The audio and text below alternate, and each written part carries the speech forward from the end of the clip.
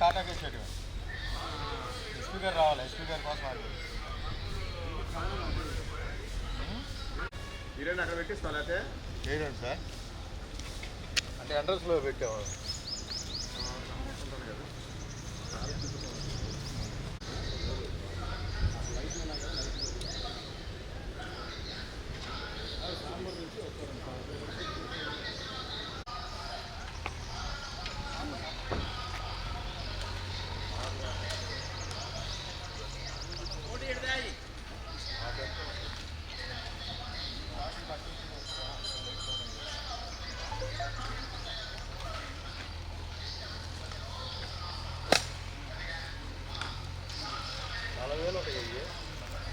ఇక 40,000 అంటే ఇవా మరి రేపు సారే చెప్పాలిగా, మినిట్ టు మినిట్ రెడీ చేశారా? రెడీ చేస్తాం సార్. సాయంత్రం రెడీ చేసి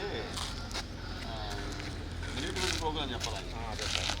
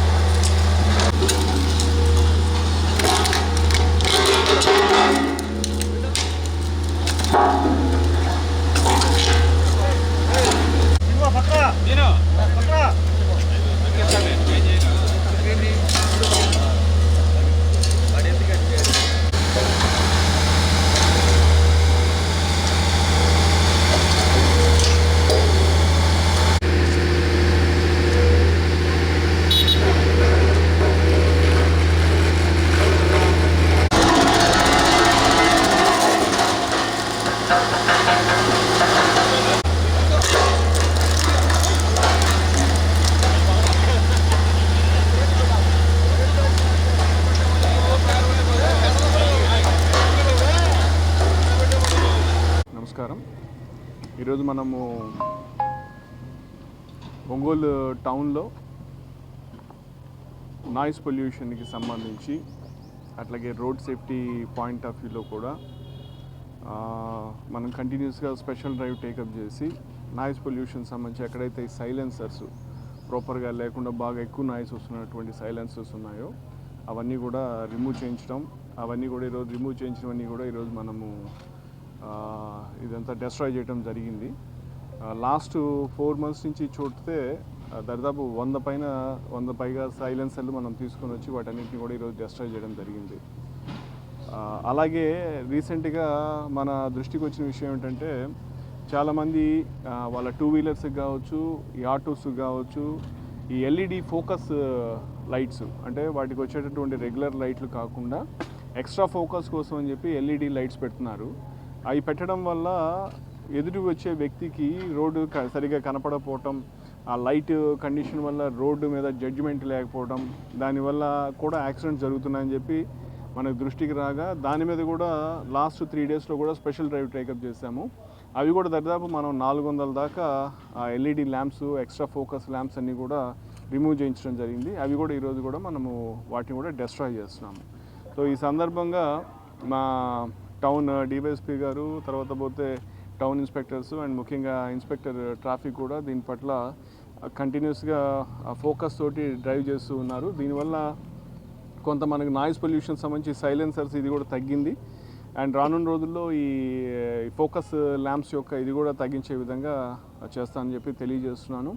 అట్లాగే ప్రజలందరికీ కూడా విజ్ఞప్తి ఏమిటంటే దయచేసి ఈ ప్రజలకి అసౌకర్యం కలిగించే విధంగా, ఇబ్బంది కలిగించే విధంగా, ఇష్టానుసారంగా బాగా ఎక్కువ నాయిస్ వచ్చే విధంగా సైలెన్సర్లు పెట్టడము, తర్వాత పోతే ఈ ఎక్స్ట్రా ఫోకస్ ల్యాంప్స్ పెట్టి రోడ్ యాక్సిడెంట్స్ కారణమయ్యే విధంగా ఉండటము, ఇవన్నీ కూడా కొంచెం తగ్గించుకోవాలని చెప్పి సూచించడం అయింది.